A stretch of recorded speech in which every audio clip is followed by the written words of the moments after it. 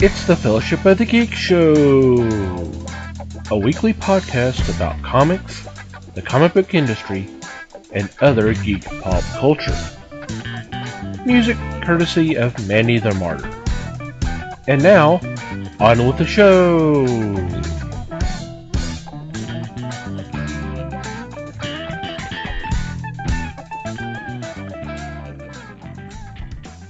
Hey everybody, it's the Fellowship of the Geeks podcast. My name is Thomas Chick, and joining me for this episode is Mike Marlowe. Hey gang. Les Webster. Hello all. And Liz Newman. Hello everybody. How are you guys doing? Good. Yep. Pretty good.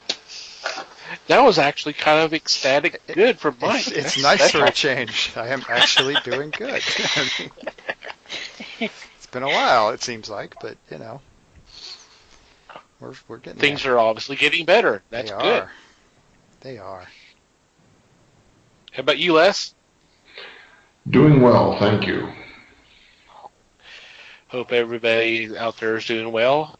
Forgot to wish everybody a safe and relaxing Memorial Day weekend. I hope y'all did, and I hope y'all took some time to think about the reason why we have that holiday. But I hope everybody had a safe and fun time.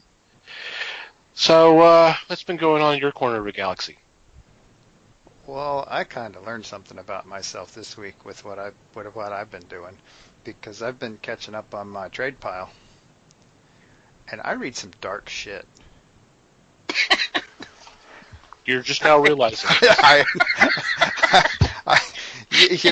bought it all, so I kind of get it, but damn, because I was reading a Norman trade, the Vengeance of Grace, which I believe is the third one, which is dark. Yeah. I had picked up and was reading the third volume of I Hate Fairyland, which is dark. And I'm a little behind on Postal, so I was only reading the fourth volume of Postal, which is really dark. And then I proceeded to look at the rest of my pile, and it's all dark too. And I kind of didn't realize that when I bought it. I guess maybe I didn't buy it all at once or something. But damn, I had to pick up and start reading Troy Little's adaptation of Fear and Loathing in Las Vegas just to lighten things up a little bit. Do you need to borrow some of my That's what you got to comics? lighten it up. That's the lightest thing in my pile, man. I'm telling you, it's sad. Well, there's always Walking Dead, so. That would lighten things up a bit, wouldn't it? Yep. Yeah. And then, given that they're trying to lighten their viewer capacity a little bit, I don't know. Do y'all want me back on that soapbox? No, not at all. No. That was meant to be a parting shot. Do it. Oh, man. I'll just say they broke my heart. Again. It's like that bad boyfriend. You're always like, I'm done. I'm so done. Okay, where's the remote? We'll watch the next episode.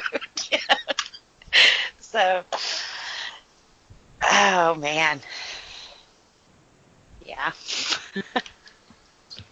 So Liz, you just stewed all the weekend? Sounds like it. Some of it. I had family down, so my holiday wasn't too safe or relaxing. No, it's always nice when you have family around, but a lot of them don't. They don't understand nerd, so a lot of blank stares and like, really, this is what she does with her time. But my nephew's down from Virginia, and that's kind of neat because they've been so far, so I know him, and I know that he's grown up and that kind of thing, but it's kind of neat. You find what we have in common, and then he broke my heart because he's a Marvel fan. So. Oh, wow. Yeah, I didn't have a lot of comics to share, Right at No, the you could. knees. No, you had a ton of them this year. Go. Yeah, I know you like Marvel, but But here's try something this out. good. Oh, Right? did I say that? Well, I sent him home with the basics, you know. The- Hug, Hate Fairyland, and that Wonder Woman, the Amazon one. Oh, Oh, at least there was one DC book in there. Jeez. yeah. So, you know. Now there's a couple of good Marvel titles out there right now. I'm not gonna bash. I won't bash the creative side of Marvel. It's the other Absolutely. side I have problems with. Yeah. The business side may be having some issues at the moment, but Yeah. And as much, I mean, if I found something interesting, I'd pick it up. 9 times out of 10, I don't check to see who it comes from, you know, but I mean, we all know where X-Men and stuff come from, but I have added a few Marvel titles to my lineup, so well, there you baby go. steps. Well, I mean, a lot of it is just kind of getting over the idea of publisher versus publisher and finding the good stories. Yeah, And screw who published them. exactly. Yep. I'm pretty sure I have said this before, but you know, growing up, going into the bookstore, the small bookstore that used to be here close to my house, you know, I just grabbed whatever cover just kind of caught my attention. So if it was DC this week, if it was a Spider-Man or a World's Finest, that's what I got. And then the following week, it could have been Fantastic Four and Superman. So I grew up reading both of them. So I don't really have this. I mean, yeah, I kind of lean more toward DC than I do Marvel now. Yeah. But I love all the characters. So I don't really think of one being kind of inferior in terms of stories or characters. I think they're all pretty good. Yeah. And when I started reading comics, it was the same way. You got what they had, you know. And surprisingly enough, it was Marvel that drew me into comics with X-Men. I just, Same here. Same here. It did for a lot of people. X-Men are there's definitely something that especially teenagers can identify. Yeah. Yep. And they were also doing some pretty good stories at the time. They were. Well, and as a girl, it was kind of neat to see a female in comics, other than like the typical Wonder Woman and stuff, but a female in comics who actually kicked ass. You know, she wasn't a sidekick. She wasn't some afterthought. She was a main character, and they did it, you know. So to me, it was kind of, I won't say empowering, but it was kind of like, whoa. You know? Now, which one are we talking about? Yeah. Well, with the X-Men, you have several women who are on the team then. Okay. You had, Storm, and you had, God, why is her, and the girl who's in love with, the one eyeball guy. Yeah. Wow. It's been a while, guys. But, yeah. In love with Cyclops, right? Yeah, you know. Okay. That's actually Jean Grey, but okay. Yeah. Okay. There you go. Yeah. Redhead. Yeah, a redhead. But yeah, I read that for a while, and then, like you said, you know, other things came along, and I don't know, there was just something about the DC characters that I guess kept my attention, and then I grew up and had kids, and he swears to this day he's Batman, so I don't know how that happened. He just kind of stayed with it. But if you look at the majority of my comics, a lot of it's like Image and action and that kind of stuff. Okay. Yep. So yeah, Thomas, what's been going on in your corner of the world? Well, we still have less to talk. I'm sorry, I was mesmerized. Gonna leave that one alone. Mm-hmm. Now, the most I did this weekend was go to a shop that had a sale. So I got to go scrounge around and hopefully landed some good deals. It was fun. Had a good time. A sale, huh? Uh-huh.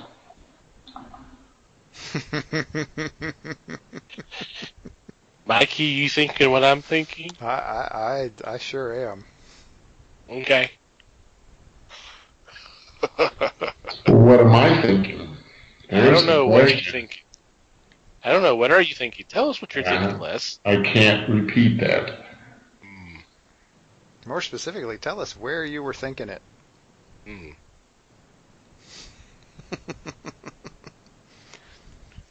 In the bathroom? Oh. Wow. Yeah, well, I heard she came in through the bathroom window. There you go. True.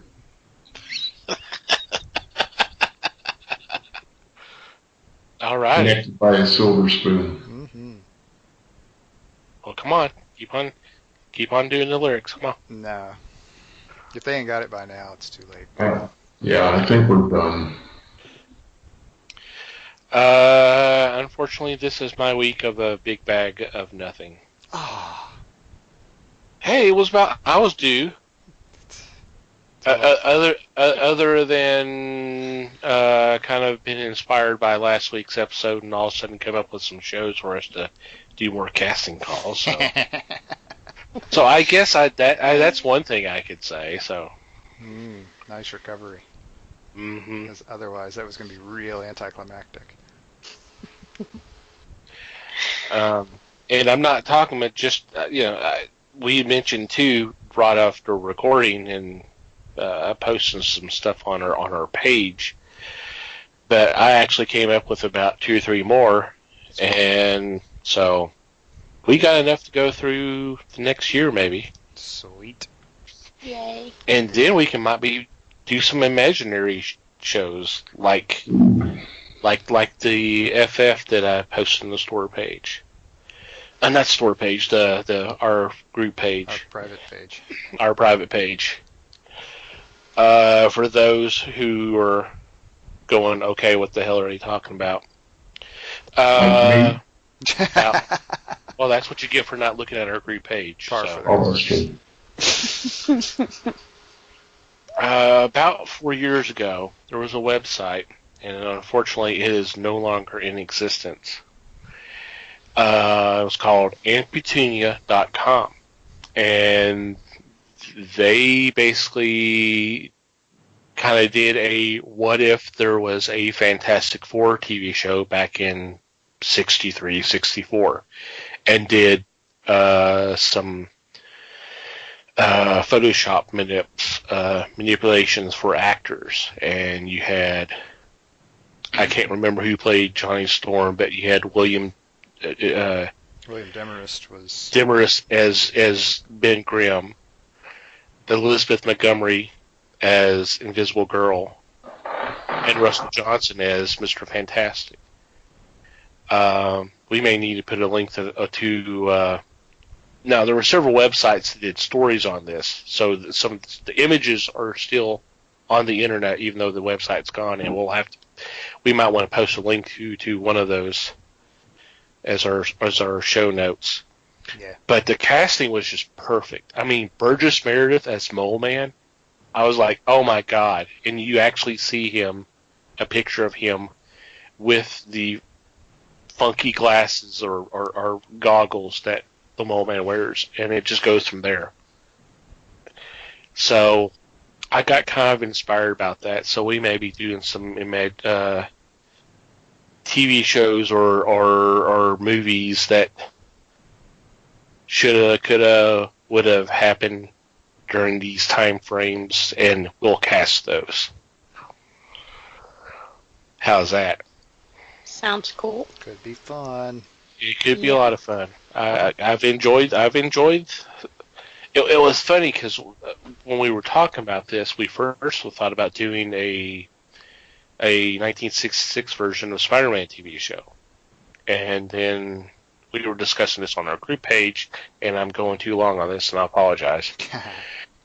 But then I realized that, there was actually a TV show in 77, so we'll do that one, but who knows, we may go back and do a 66, because I got so inspired that I basically already put together my cast.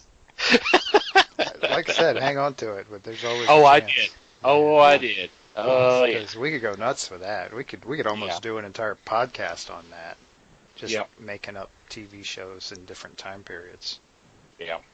We could do that every week for a year. Uncle Charlie as the thing. Yeah. Holy moly. Yeah, and the Johnny Storm was one of the kids from that show. Yeah. From My Three Sons. I don't remember his name off the top of my head either. But yeah, I don't either. Bobby? I don't know. It didn't list his character's name. It was the actor's name. Michael Constantine? Huh, wow. Yep. Anyway, so something to look forward to, guys. Just hang in there. We'll get there eventually.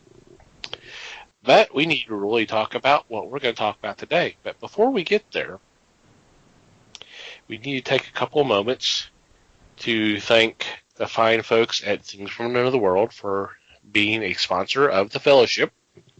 And right now, they're running just their evergreen deals, which is 40% off comic statues, toys, and merchandise, 30% off select pre-order manga titles, and 50% off Nick and Dent comics. Now, to find out more information about how to take advantage of these deals, and maybe some deals that come down the pike, we always update everything.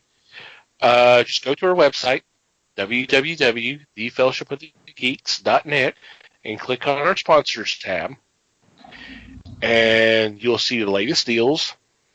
And if there's some new deals that have come down since the recording, they'll be there, as well as a link to take you to their website.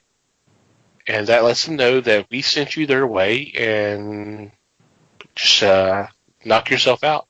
There's some great deals out there. Okay. This year marks the 40th anniversary of an event that I had heard about off and on and never knew exactly all the details about it until, I still don't know all the details, obviously, but heard more about it over the course of the last couple of decades. In 1978, DC was gearing up for a big push of new titles. It was what they were calling their DC explosion. And if you ever check out some of the books from that time period, you would definitely see the ads. It was a full-page ad featuring featuring a lot of the characters that were going to be coming to their own title, either as team or solo books, whatever like that. And then things happened. And there was a massive cancellation of books and reorganizing and all that, and is now known to this day as the DC Implosion. So with it being the 40th anniversary, I thought we would take a little time to kind of look back at this, because this is kind of a big event, because at this point DC was fighting for space on the newsstands. Marvel had obviously taken over, being around for, at this period, 15 years or so, and was doing real well. Obviously taking some of the sales away from DC, so they were trying to to counter that, and this is what they were, and this was their attempt. But things kind of, like I said, things kind of went against them. So I figured we would take some time to talk about this. Les, what's your recollections of this? What I recall was the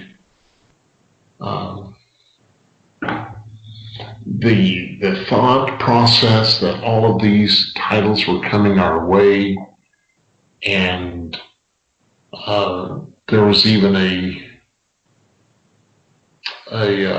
full-page editorial from Jenette Khan of the upcoming series that were going to be available. And according to the article I read here, DC added titles in 75, added 19 more in 76, 11 in 77, 7 in 78. And what that came to was 52 titles.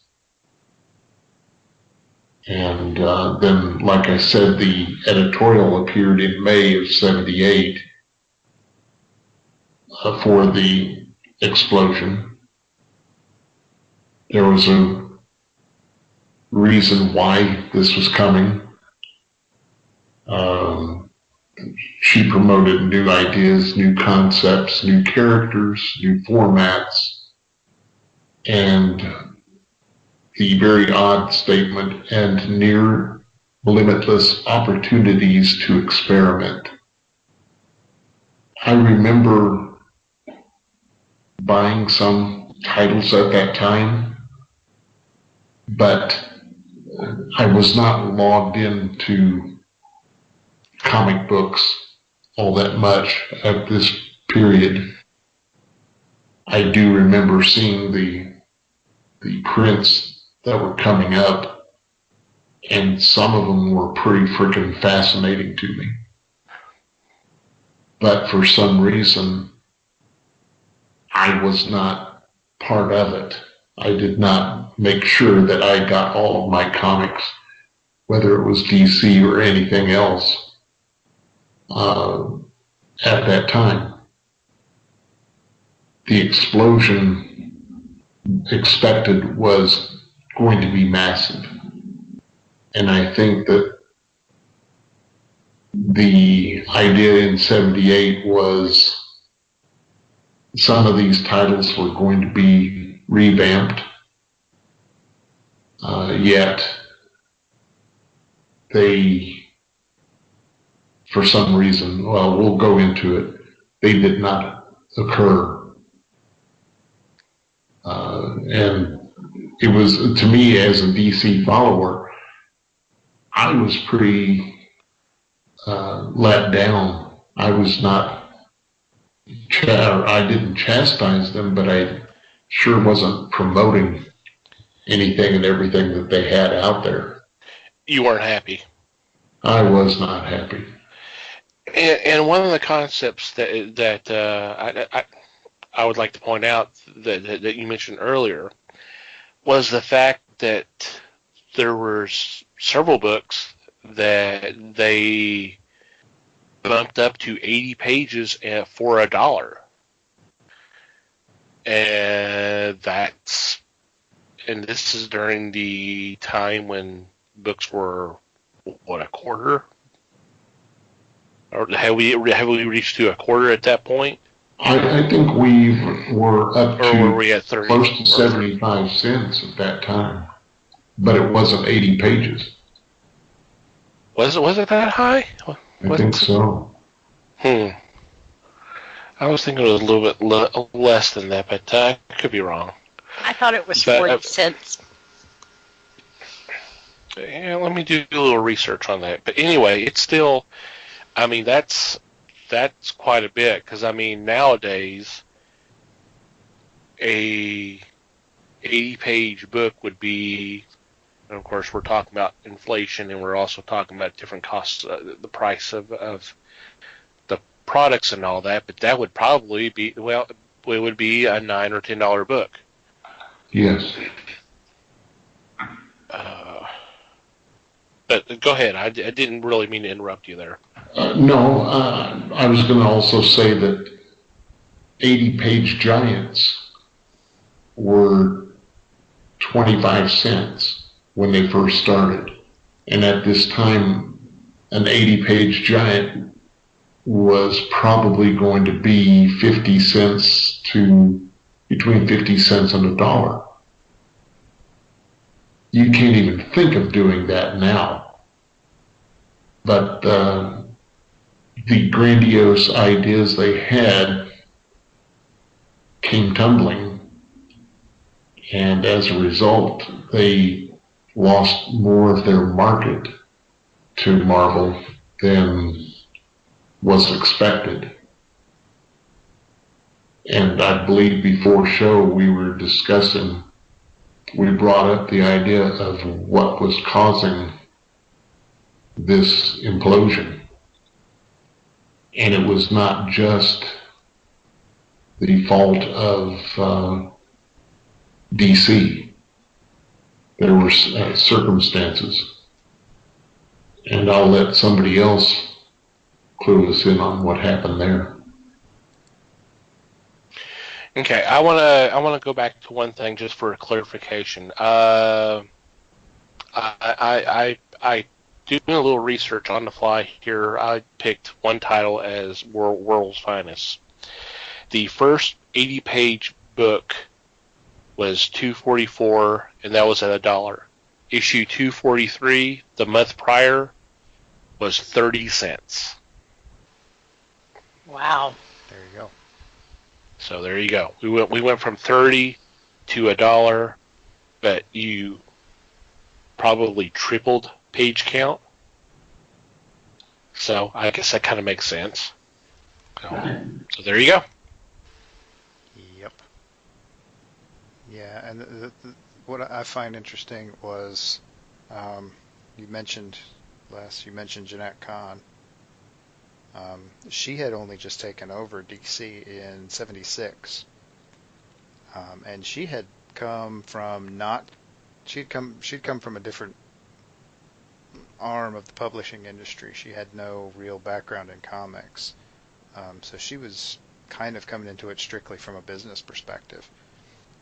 So, I mean, I'm sure she was getting advice from people in the industry, but she was kind of coming at it from a business perspective, which is a very different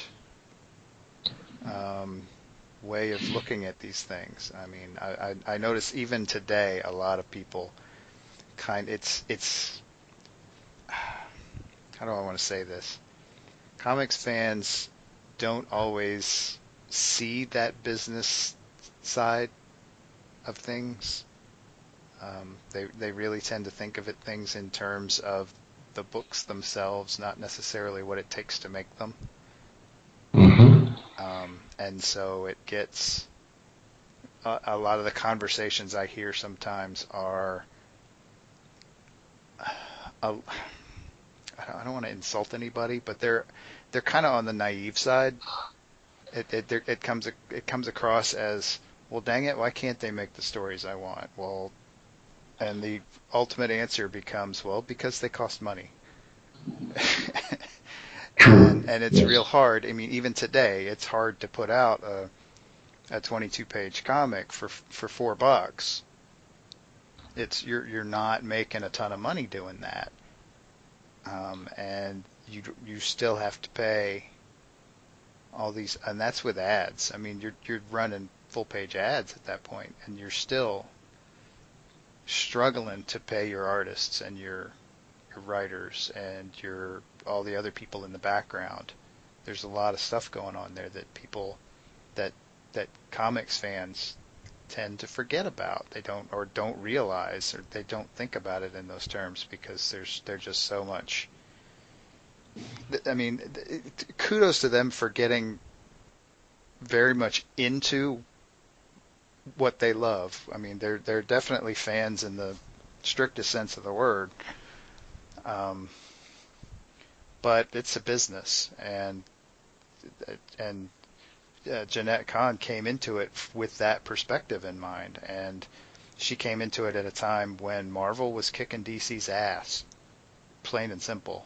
Marvel was taking market share from DC hand over fist, and so they had to do something, and she knew it, and that's where the explosion came from, or that's where the plan for the explosion came from. They were like, okay, Marvel's basically kicking our butts because they're putting out a ton of new stuff all the time.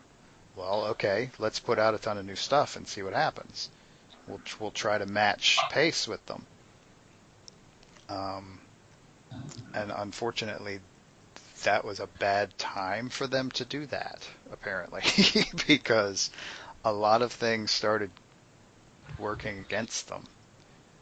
What had worked for Marvel for the early 70s didn't work so well for DC in the late 70s. And some of the stuff that worked against it was just what was going on at that time. As you mentioned in the pre-show, there was an energy crisis. There was happened to be pretty brutal winters that year and the year prior, and of course, when you're stuck at home because there's 3 or 4 feet of snow, all blocking you in. Well, you know what? You can't go to the newsstand and pick up comics.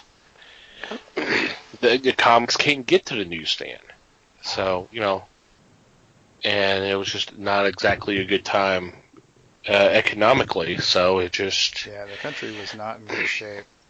Yeah. From an economic standpoint, right then either, and so there wasn't necessarily a whole lot of disposable income. People would go buy a newspaper at the newsstand because they needed it to get information. Because that's what the internet used to look like, boys and girls. And so they had to have that. They needed stuff that the newspaper printed. Well, if you don't have any really extra money to pick up a couple of comic books while you're there, then they don't sell. And honestly, I mean, just like any other industry, when things stop selling, the people whose job it is to sell them, the retailers, stop buying them. And then as a publisher, you're up the creek. Mm-hmm. And it can happen pretty fast, too. Yeah. In hindsight, I didn't realize this because, getting some of these books back at that time, there was a series called Batman Family, and it was apparently doing so well that when this hit, it was basically merged into Detective Comics, which was not doing well, and was almost to the point of being canceled. So they figured, okay, well, we'll save Detective by doing this. Didn't realize that at the time. I thought it was kind of strange because I was getting both. Or if I could, I would get both. And then when I saw that this was all in one book, I'm like, oh, okay, well, that solves a little convenient problem. Right? Yes. You think of it as convenient, but that wasn't how it came about, really. It wasn't about convenience. No, it wasn't. Yeah. It was trying to try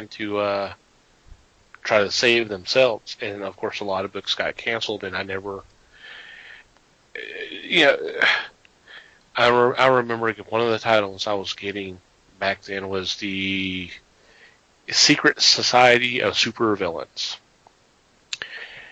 and the thing was, it ended. That was one of those that got canceled, and it was in mid story arc.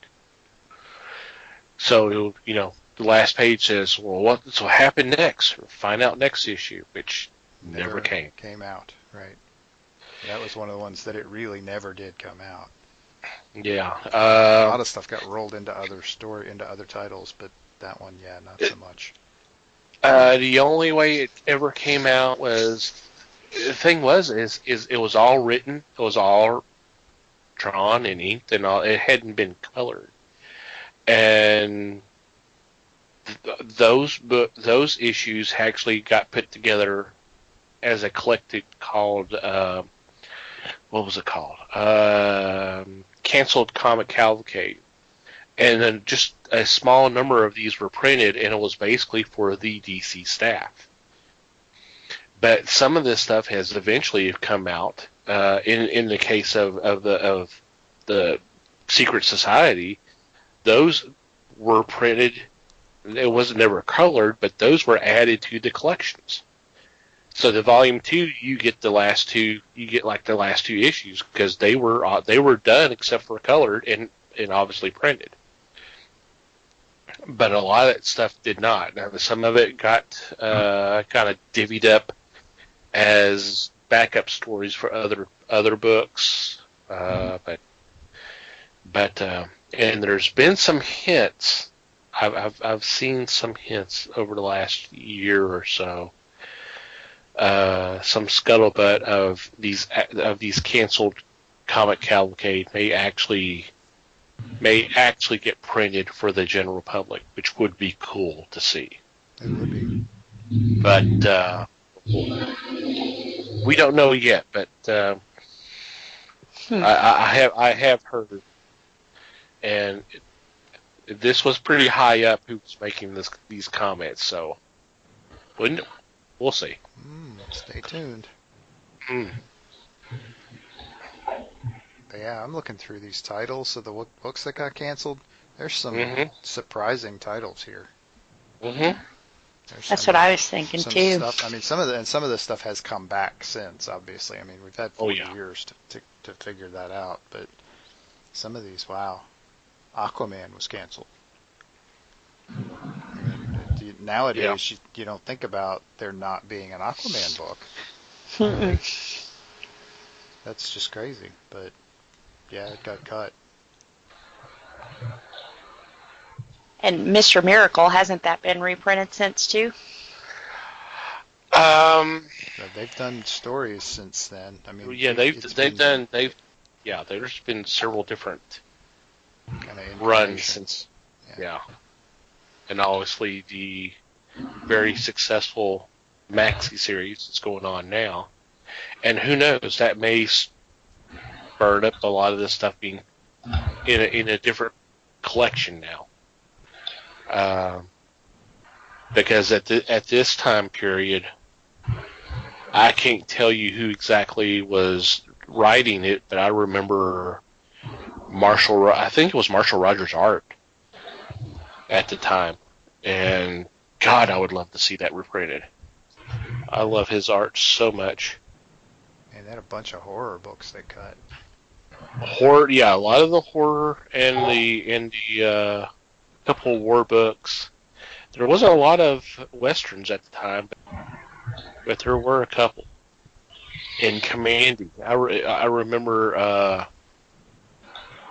it was kind of funny because at the time, Commandy had an OMAC backup, which I think was, I'm not sure if it was spurned off from the original book, but and then that got moved over to another book, Warlord, which was a nice was a nice fantasy book by Mike Grell. But I'm looking at these titles and go, wow, I remember. I didn't read them all, but I do remember seeing these on the stands and going, wow. Well, and one more title that was canceled back then that's starting to get some traction again now is Black Lightning. Oh, yeah. Yeah. Yeah, it says these titles made up 40% of its line. Can you imagine cutting 40% of your comic line? Right. Right, especially at a time when you're talking about doing something more along the lines of boosting it by 40% or more. Right. All of a sudden, you're just boom out of money.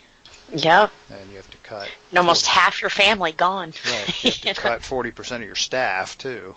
Yep. that's what happened. Yeah. Has the rebirth overcome this, explosion or implosion? I know that they're not up to 52 comics, thank goodness.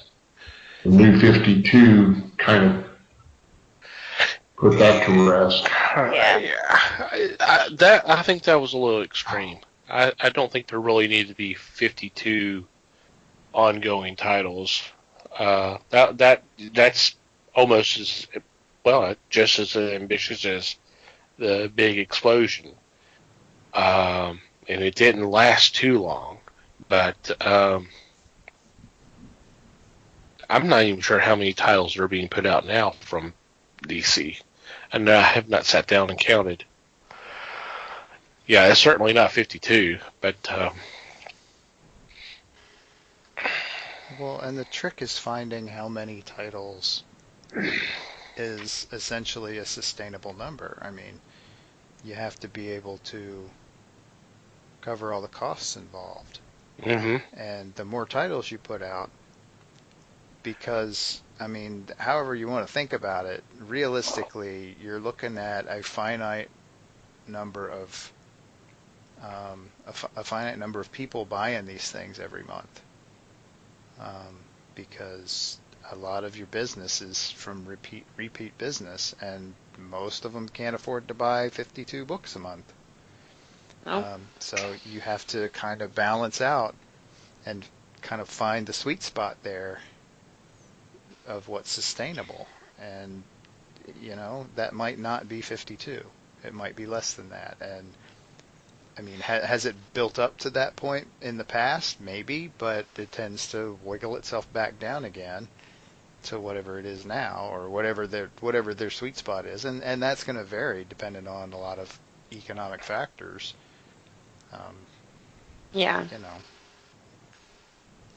Unfortunately, like I said, it's a business still. I mean, it gives us all these great stories and tons of awesome entertainment, but they can't do that for free. Right. And looking at this, I did not know this. And I'll be honest, I did not see this until just a moment ago. That one of it was going to be part of the new line that never got there was Mike Grell's Star Slayer, which later went to Pacific and, more notably, at least to me, First Comics. Yes. And that's kind of wild. I did not know that until just now reading that. And what might have been. That would have been kind of interesting, because Star Slayer was a good book. It's just kind of, it's one of those that you kind of shake your head and said, what might have been.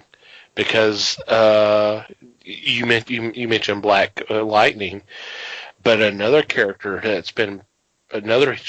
that's become prominent over the last few years, Vixen. She was going to get her own book. And I kind of knew that, because they kind of seemed to set her up to where she was going to be on her own, but we never got there. And the next time you really see her is when she joins the Justice League of America, the Detroit era. So, once again, what might have been, because if she had kind of had her chance to take off back then, she might have been even bigger name than she is right now, because she's popular, obviously, because of the CW shows.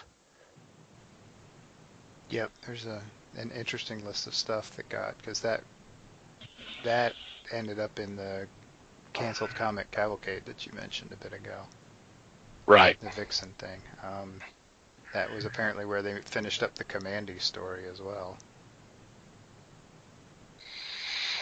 Yeah, I mean that was a sad thing, because a lot of these got canceled to where you obviously never read they happened on the cliffhanger, so you never got the resolution. Right. And that always sucks. It does. There were so many opportunities for bringing back a lot of these characters. And in the 70s, you look at the war books, and the war books had lost a lot of appeal because of the Vietnam War. True. It was trimmed down to, I want to say, 3 books, maybe, possibly 4. You had our Army at War. You had Rock. Yeah. You had Gunner and Sarge, of course. You had Captain Storm, Johnny Cloud, and each of those had books. So you had 4 or 5 books, and with this explosion, they were going to bring in all these characters, Rock and the Haunted Tank, Johnny Cloud, things like that. And I was looking forward to that. DC did a series that I thought was spectacular, and that was the World War I German pilot. And I'm drawing a blank right now. But it was great because it showed you the other side of the war and how it affected. The famous World War I German pilot was the Red Baron. Okay, well, this was gosh, what was it? This was a Joe Kubert. Enemy Ace. Enemy Ace, thank you. Yes. Now, with the cancellations, obviously, DC declined rapidly. And I'm sure their numbers were close to impossible to even keep books coming out, which was pretty sad. But they did recoup, and okay, this was prior to the crisis, was it not? Yep. And I think Crisis, the Infinite Earths, rather than the Crisis Justice League crossover stories, but the Infinites was kind of the resurrection of a lot of titles. Well, I think with that, with the Crisis, it kind of let them clean house a little bit and kind of reset, because it was basically a relaunch. It was a reboot, and that was an opportunity for readers to get on board and see how things were going. And yeah, where you were getting a kind of low point for DC. That's something we'll be discussing down the line, because at one point there was talk of the characters being licensed to Marvel, and that's something we will. That's a topic for another day that we will address, and I know that's something we kind of talked about in previous episodes, but yeah, that's how bad things got.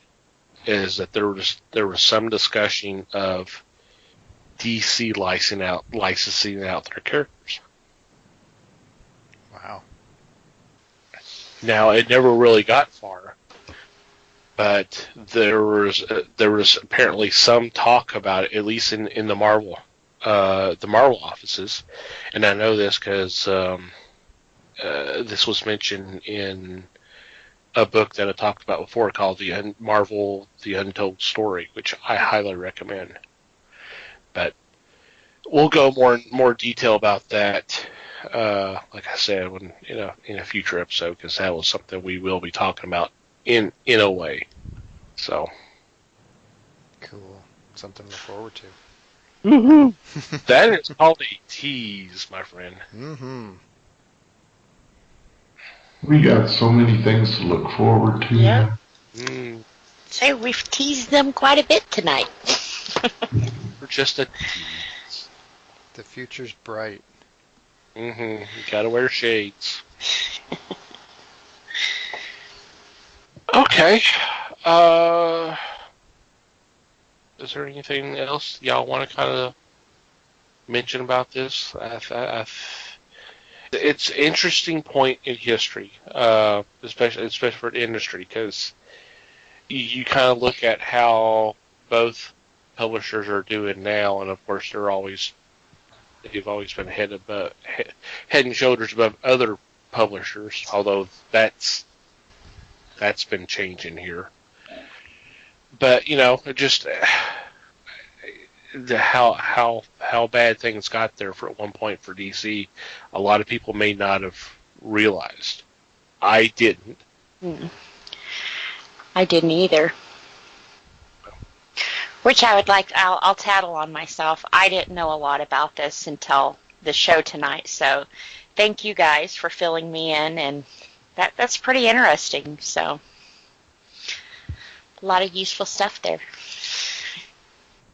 One of those deals where we study history so that we don't repeat it. Yep. Mm-hmm. Sort of thing. Well, and it's kind of neat because you see where they are now, and to find out, Yeah, clearly they got better. I mean, right. But I mean, we're not characters, dead yet. That's like, wow. yeah, That's you hit the bottom of the barrel and you're looking for a chisel for a light. But yeah. it's pretty. And of course, Marvel had its problems too. Yeah, Marvel declared bankruptcy in the 90s. Yeah. Mm-hmm. And sold. You talk about selling stuff. They sold off movie rights to several of their popular characters, titles. Yep. That they still don't have back, do they? Yeah, right. Stuff that they still haven't reclaimed or managed to get hold of again. Well, and anytime you sell your soul to Disney, something wrong happens. Ouch. Yeah. I had to go there. Mm-hmm. Well, of course, they had their, we'll talk about it another time, but they did have their stock options, things like that. And that floored me. I kicked myself because I didn't invest. Yeah, well, at the time it wasn't worth much.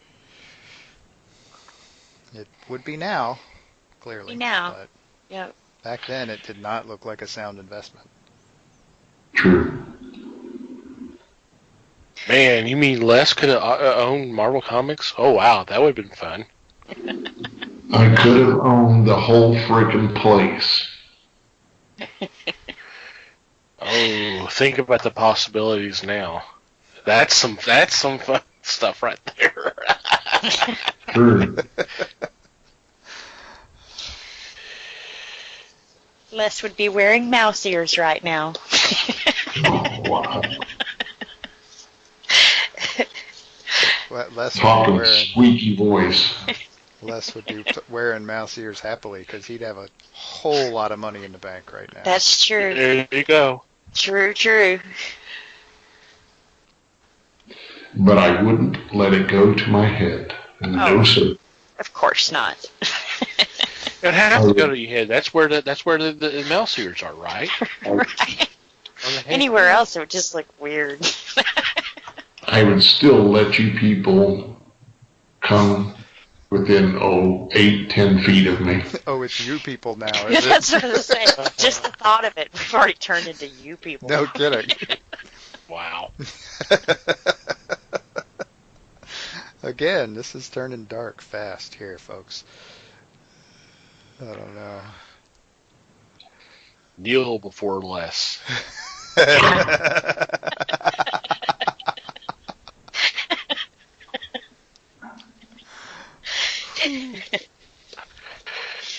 With my luck, it'd be kneel before Zed. What, the dude Okay. from Men in Black? Yeah. It wouldn't make any difference. It would just be bad. I'm not sure I want to kneel before Rip Torn, but okay. And I think on that note, we're going to take a quick break and come back with our weekly picks.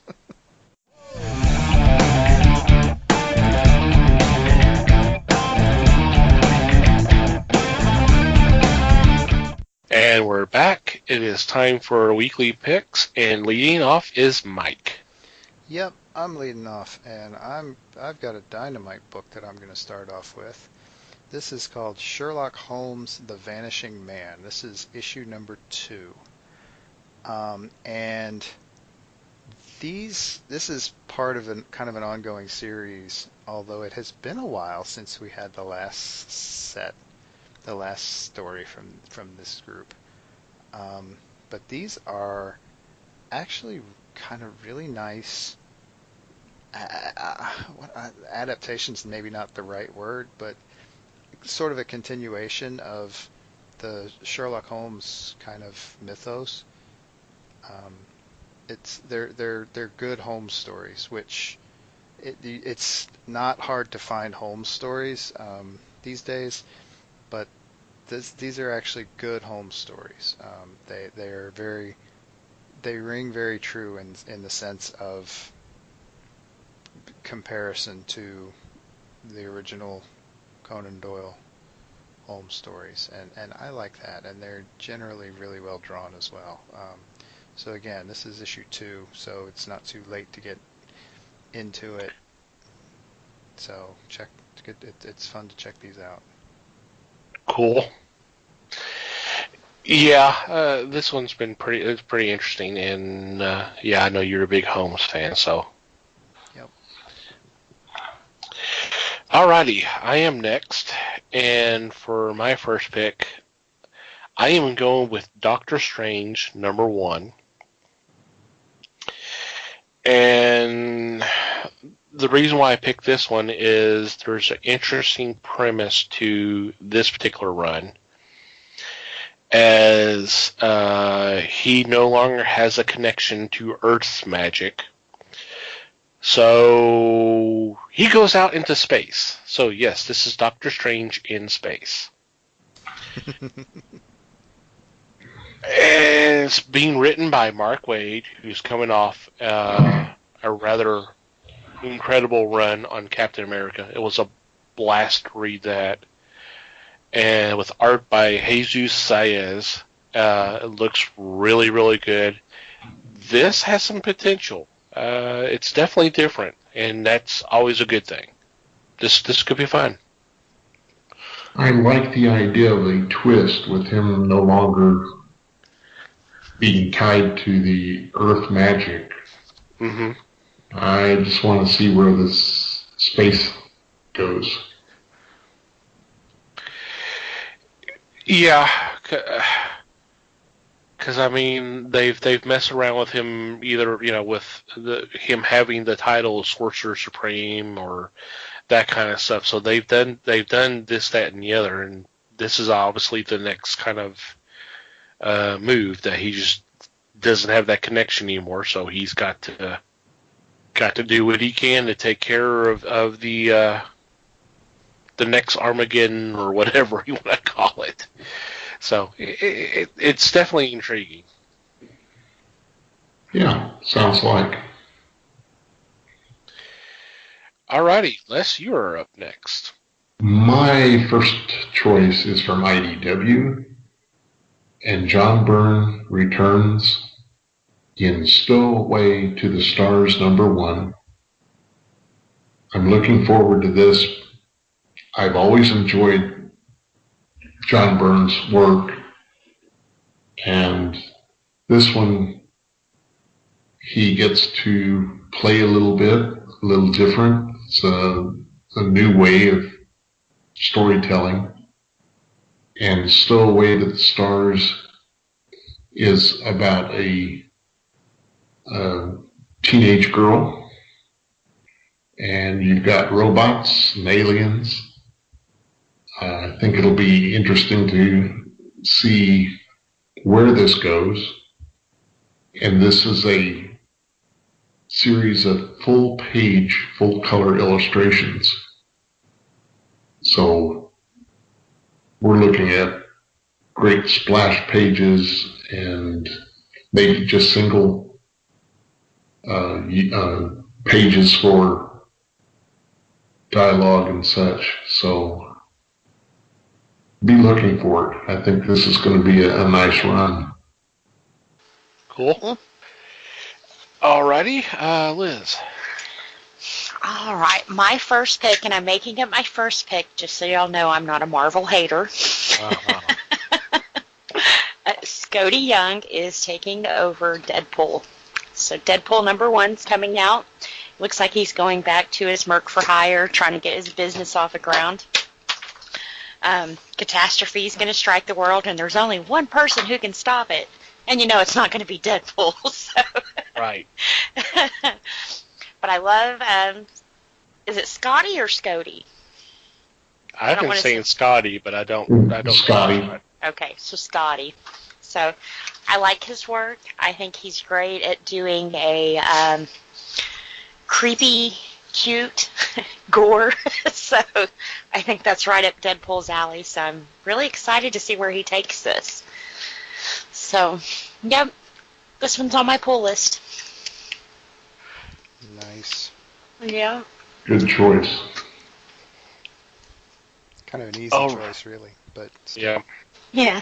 In the best possible way, though. I don't mean that in a bad way. That's not a knock, believe me. Right. I know what you meant. Mm-hmm. Mike, it's your turn. Oh, good. I gotta redeem myself now. But no, yeah, my second choice is a Black Mask title, and this is Breathless #3. If you're not familiar with this story, this is the story of a young woman who works in a laboratory, and she has a very interesting job.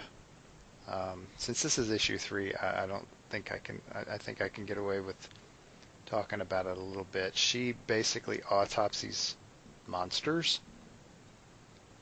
And so there was kind of a small accident in the first issue in which her asthma was cured, as far as she knows. There is a group of people who have not taken kindly to this concept, and so they are hunting this poor young woman and her co-worker.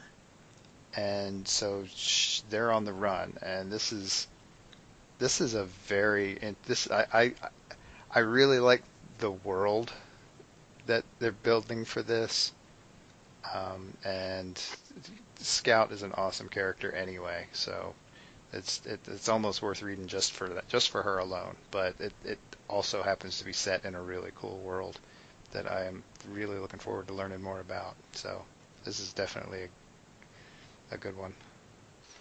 Written by Pat Chan, if I'm not mistaken. It is indeed. Who did a lot of work for Zenscope, but is kind of doing a lot of stuff on his own now, and that's cool. And this, I read the first issue. I'm a little bit behind, but yeah, this one's been kind of intriguing so far. Yep. It has been. Alrighty, I am up next, and my second choice is a Dynamite book, and it is Charlie's Angels, #1. And this is based off the TV series from the 70s. And I mean, it looks interesting, but then I see the credits, and I'm going, I'm in.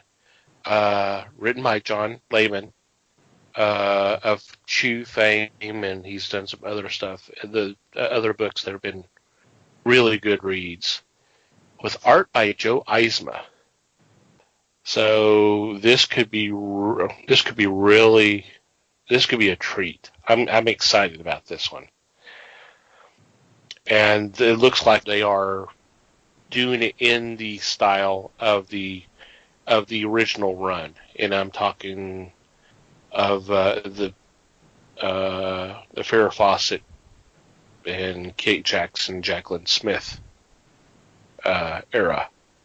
So this could be a blast. Does look fun. Yep, that's quite I agree. a group to put that out. And yeah, Dynamite has done some interesting stuff with kind of throwbacks to the old TV shows. Sounds like they're doing it right. Mm-hmm. I can't see how this one would miss with those guys involved. So. Yep. Alrighty, Les. My second choice comes from Boom Studios. Beryl Kizot and Julie Richelieu bring you a book called About Betty's Boob. This is a sequential narrative.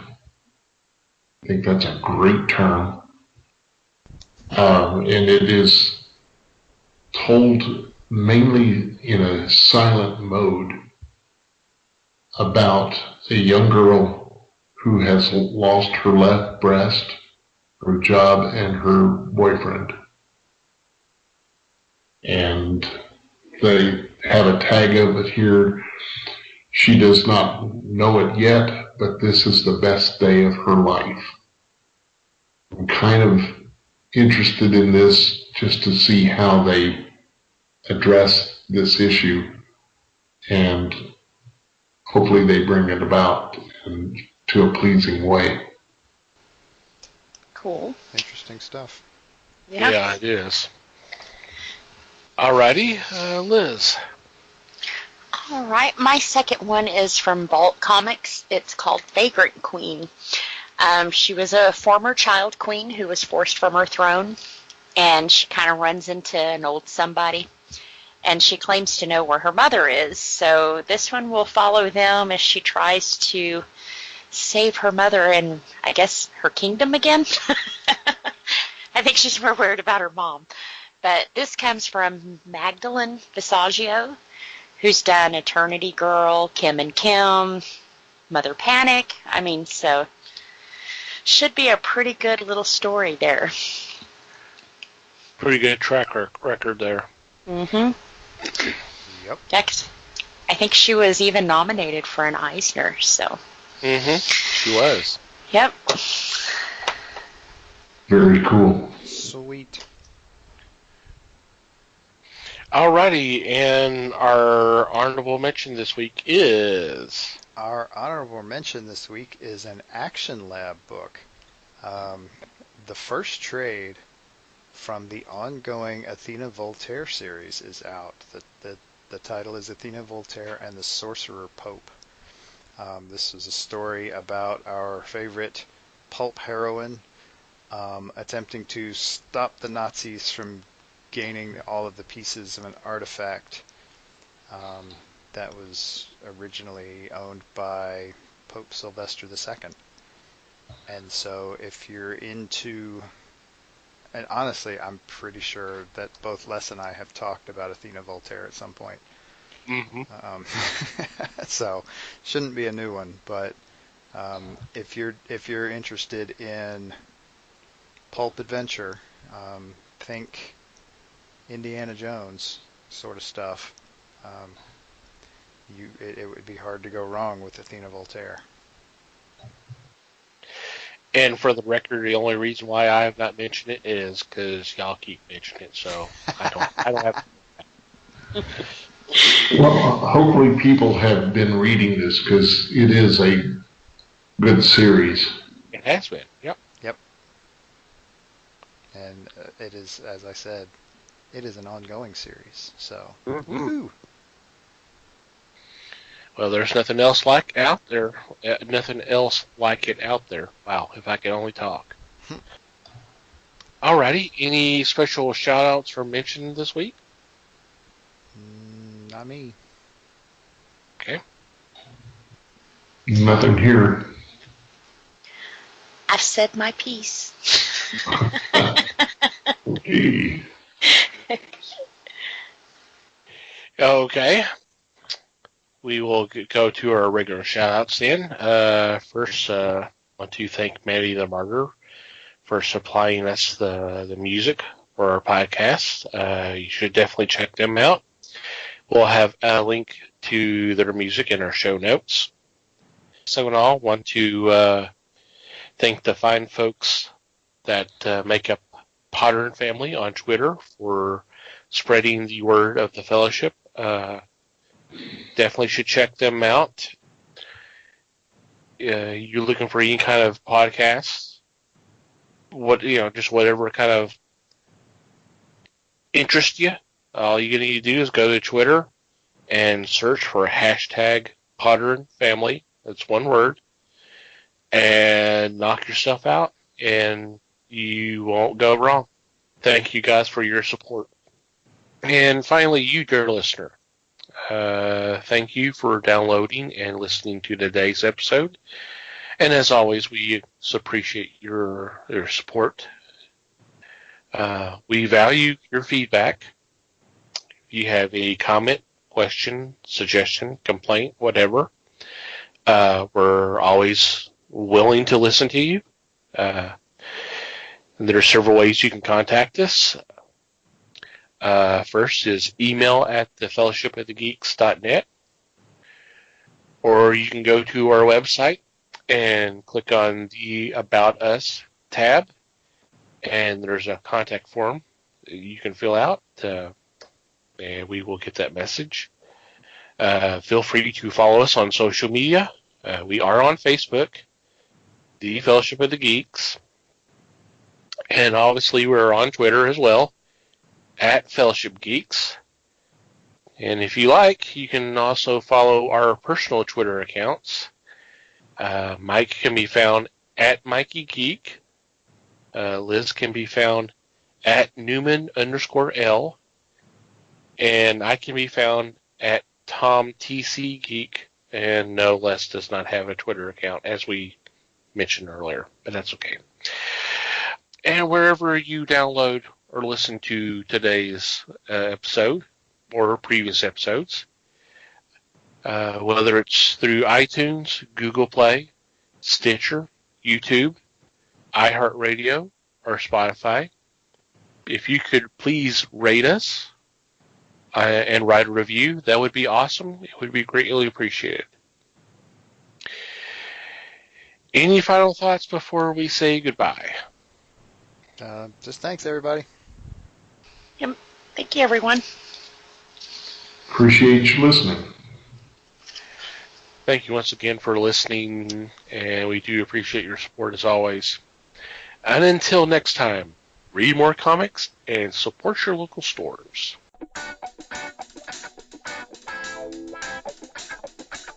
We thank you for listening to the show. Comments, suggestions, and questions can be sent to email at thefellowshipofthegeeks.net. You can follow us on Facebook at The Fellowship of the Geeks and on Twitter at Fellowship Geeks. Until next time,